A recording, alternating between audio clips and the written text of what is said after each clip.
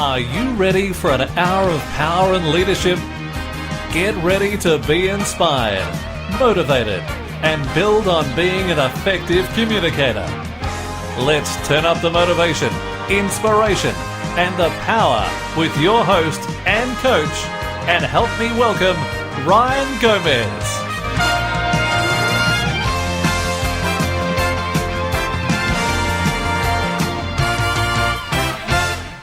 It's planning out to be a great weekend. So whatever you're doing out there, stay safe. That's the most important, and that's the message. Welcome back to 97.7 FM for an hour of power and leadership with me, Ryan Gomez. We are streaming live on the web. That is allthews.kcradio.com.au. And locally, we are on the dial 97.7 FM. Sound of the Southeast. There you have it. Now, for my very special guest on the program. We've had Dr. Richard Johnson on this program before, and look, it's an absolute privilege and a pleasure to have him back on the program again to speak about. And he's a senior lecturer from RMIT University, a mentor, teacher, and an educator, and a lot of success in his life. He's taught around the world, and he's done a lot of work in the Asian countries. So, without further ado, please help me welcome Richard Johnson. Richard, welcome to an hour of power and leadership. Hi, Ryan. Thank you very much. Thanks for having me back, really. No, it's quite an indulgence, actually, Ryan, to be sitting here talking to you. That's lovely. Thank you. Look, it's always a privilege to have you on the program, and like we do to all our guests. And Richard, let's kick off by saying, we just sort of touched on it last time, and I think it's important that our listeners get an understanding of who Dr. Richard is. So in the next, in a minute or so, if you can just wrap up what you've done over the last, and you've had a great career. Well, it's a bit odd, actually, because, you come on radio and your tires are pumped up by Ryan and some great person. Actually, look, I teach at RMIT University. I'm a lecturer in teacher education, and I'm happy to share some thoughts with you about leadership and about the work I do, because I do believe that teachers are leaders. But I'll come back to that in a moment. A little bit about myself. The last time I introduced myself, I told you, I've been in teacher education for some years. Before that, I was a classroom teacher. I did my initial training in India, and when I say initial training, my teacher education, and one other degree there. And since then, I've done quite a bit of study in Australia. And my students tell me I've got more degrees than a thermometer, but there you are. So I really feel very privileged to be working with wonderful young people.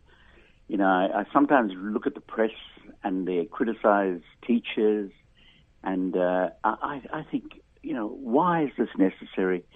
And I'm sure people who are writing this way haven't really had a look at the young generation coming through, because honestly, it's positive, Yes. And they're terrific people, and we've got a great crop of teachers. Now, you might think I'm generalizing, and I am, of course, but from all the students that I come across, I really do feel it's a privilege to be working with young people these days, because there are so many challenges around, and sometimes even when there's plenty, that's a challenge, Yes. Because yes. You've got to discriminate and see what's right and wrong and what's good and bad, and there's a lot of pressures. And I've got students who are doing part-time work and studying, and I talk about my degrees. A number of those degrees, certainly my Australian qualifications, were subsidized heavily. Yes. Whereas now people are paying a lot of money for this, yes, for higher education. Yes. So that's the context. It's a lot of pressure from the time back in the days where you had these degrees done, and The pressure was more so now with the younger people is not only to achieve those degrees because it's competition out there, isn't it? It's so much a competition out there as opposed to what it was those days. It's if I get a master's, I've got to get a double master's in order to win or secure that career I want in life and things like that, your thoughts on that? And there's the inflation out there, Yeah. Ryan, as you possibly know now.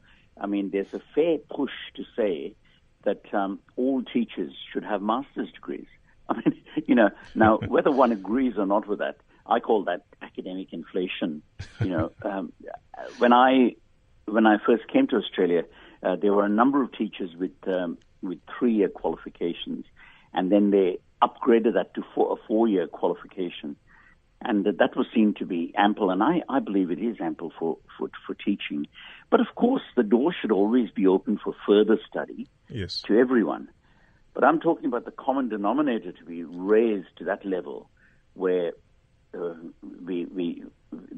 a loud voice there saying that all teachers should have master's degrees. But I certainly think that all teachers should have that basic 4-year degree. But then, of course, the opportunity to do further study, because and even in we're talking about leadership. I mean, there is that notion that leaders need to have vision, motivation to study, to further their own study, their own knowledge, their own skills. That's important, and that's a pressure for young people too.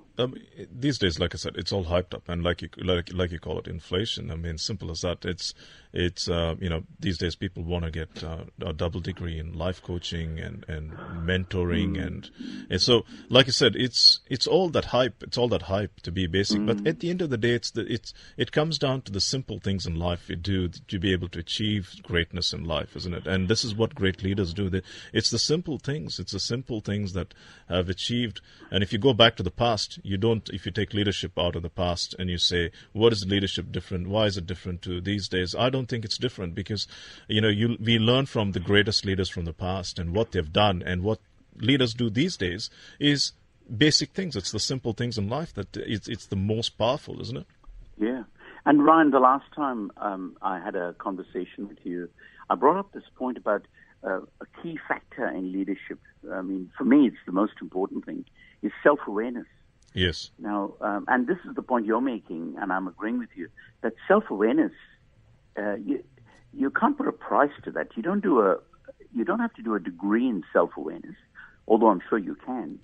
But the most important thing is to be self-aware, and there's no end to that. I mean, I would say that's one of my great challenges, to be self-aware. I'm not sitting here saying I am self-aware.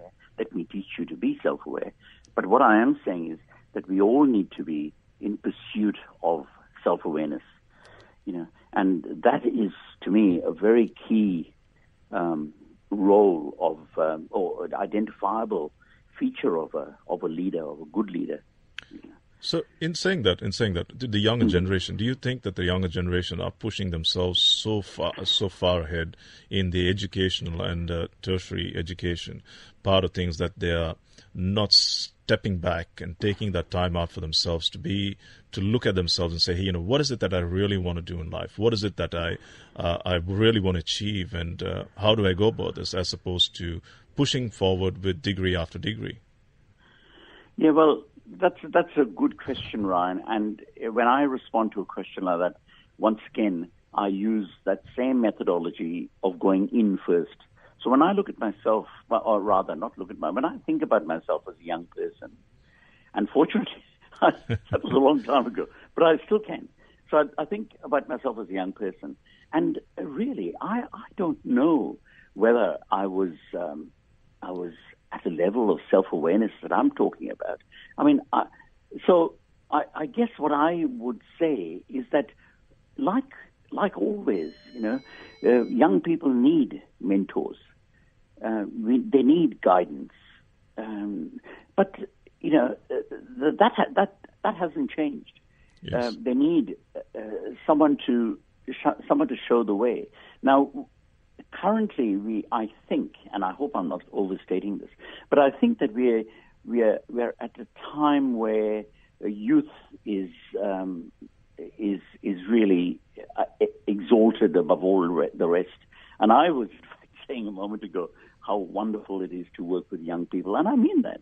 However, we need to look at the range. We need still to respect experience.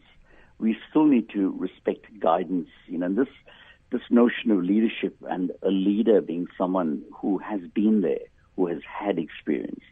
I mean, that's still an important thing. So, getting back to the younger generation, I think it's still a process of becoming self-aware, of being self-aware, yes, of being aware of this process. But I think we need to work even harder these days when, we've got lots of young people who are so pumped up and they're earning so well. Well, some of them are, although we'd like to give the impression that, everyone is doing so well. And in fact, that's a part of the pressure. Everyone is doing so well. Everyone is not doing that well. We still have a range. And even in a country like Australia, which is really so privileged and doing so well, we still have a range here, and we need to acknowledge that. Yes. And young people have still got a way to go in their own development, and especially self-development. Am I making sense? Absolutely making sense on what you're saying, and self-awareness is an absolute key to every individual. Is the key. And you see, the other thing I'd go on and say, and I talk to my students about this, you see, to just throw out this notion that self-awareness is really important. I can hear young people saying, yes, but what does that mean? What do we do? Yes. How does one become self-aware? Yes. I mean, what are the strategies for self-awareness? Yes. And I think that's a question that we also need in leadership. And you're talking about leadership and mentoring. Yes. That's a question we need to address. So what are the strategies for developing self-awareness? Yes. Yes. And this is something I talk to my students about, and we exchange some ideas about things that they can do, and often they are the well, I was going to say the obvious. I withdraw that, actually. I don't think it's obvious. But, something like meditation. Yes. Now, when I talk about meditation, I tell my students this meditation it's free. Research is clear now, and there is recent research to show that meditation is beneficial to one's development. Now, I talk to my students about techniques in meditation, yes, simple breathing techniques, which they can do while they are on their way to university in the tram or on the bus or whatever. Yes. I know while you're waiting for an interview, strategies that you can use for meditation. And also more formal, I'm sorry, I shouldn't say formal, but more extensive meditation. What are some of the strategies? And, we're also living in an age where, YouTube and the internet have got so many marvelous suggestions. Yes. One needs to discriminate, but there are marvelous suggestions about good meditation techniques. And, so there are those resources out there, and good leadership can actually point people to those resources. Good mentoring can actually shepherd people towards good strategies. Yes. For self-awareness and meditation and so on. So, do you think? As it's great. I mean, I've put myself on where I say I want to do a bit of meditation, and I do that in this day and age, and it's great to have get into a habit and get into a process of meditating, because it does help you. And self-awareness, when we talk about, and I know for myself it does, but in time to time, it's a process. You've got to go through that, isn't it? It's very important for yourself. Yep, absolutely. And beware of the people who talk about meditation and not actually do meditation. You've got to put your money where your mouth is. I mean, I tell my students that, there's no point teaching meditation and not doing meditation. Yes. You've got to practice it, and you've got to be a practitioner, and then you'll get an idea of the process. It's not an easy process, but it's an important process to be. It's important to be doing meditation, and I do meditate. And if you ask me, and once again, this is not a good question, but if you ask me, how good are you at meditation? So you say you're doing meditation, Richard. How good are you at meditation? Yes. I would have to, and this is one shouldn't do this, but I would give myself 5 out of 10. Okay. I've got such a long way to go. And it's an appreciation of that. That's a part of that whole self-awareness issue. I've got a long way to go, and when one gets into realms of self-awareness and mindfulness, for example, these are processes that are almost they are lifelong, and one needs to just do that, help others to develop strategies, It's. I think that process is an important one. So, when you talk about meditation, and you're an expert, if I can put it that way, in this as well. No, don't do that to me, right? Well, you have a degree in in this area, and I do meditation. Okay, that's the best one. Okay, fantastic. I do it. Yeah. So so. In saying it, I'm just breaking it down, trying to just simplify it. Yeah. What is the amount of span of time people should be spending on a regular basis on meditating, and why is it important, and what does it do for an individual, if I can put it that way? Yeah, well, if I could start by just dabbling into neuroscience for a moment, yes. Because neuroscience has been looking at meditation. And there are benefits there on calming the mind, on, decision making is better made when the mind can be calmer and more controlled. And then one can move into ways of calming and controlling the mind. I think that all skills, and, we're in the middle of the football season. I mean, the best footballers are those who are totally nuanced in their skills of football. They can tell you exactly what they did wrong when they're doing it. Their fitness. If you talk to the best in any sport, yes, they have such a nuanced understanding of what they're doing. Well, it's similar in self-awareness.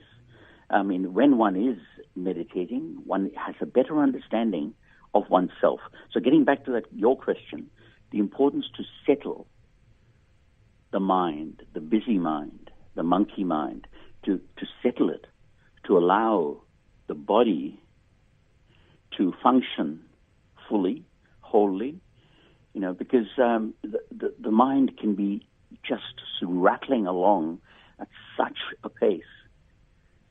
So there's that relationship between body and mind that's important. There's that nuanced understanding of self that comes from settling, that comes from calming. Your question about how long, I mean, I don't think there's any magical number. Okay. But there's a very strong voice in meditation that says that it really doesn't matter. Start if you've got 5 minutes in the tram. Yep. Settle down before you go to the university. Yes. Before you face an examination. Breathe deeply. Allow your breath to touch your stomach, to reach down, rather than the shallow, fast breath, the slower breath. There are ways, there are exercises which you can actually learn to do that. So 5 minutes, 10 minutes. If you start reaching the half an hour and so on, that's terrific. It all depends on the time you've got. Yeah. And the time of day is important, beginning, end. I mean, look, sleep, it's so important. Yes. You're talking about leaders. Leaders need to sleep, Ryan, don't they? I mean, in order to make good decisions, guide cleverly. Sleep is so important. Rest Before is important. sleep, Yes. if you can meditate and bring your mind to settle, and in order to give you a good that's a key, absolute key. And sorry to cut you off there, but that's an absolute key because I've spoken to I do interact with a lot of leaders constantly, and this is one thing they've always said is I need that quiet time for myself to be able to they talk about this quiet time. They talk about getting the mind to be clear in making some great decisions, and it is so phenomenal when you talk about leadership, awareness, and you talk about then meditation, and it's so critical, isn't it? So some resources out there, I know we're running out of time, but some resources out there for people to really get on board and say, okay, where do I where do I start off with this meditation, and what are some of the great resources out there to be able to get onto? Yeah, but look, I think the quickest, best answer is you're looking at Google, looking at YouTube. I mean, I have my great guru is Deepak Chopra, but I think the person that man's a genius, and the role and his message for today, I can't rate it highly enough. So I think it's brilliant. But you see, so the resources are out there. Yes. I think even on the internet, there's that Mind Valley resource. There's just so much. There's many. Out there. Yes. And I think we can take advantage of a number of. And wherever you go, there's gyms, for example. In my gym, with Genesis Gym here in Box Hill, they offer yoga classes. So there are those, and I'm linking yoga to meditation. I am, and I think it's a really important exercise.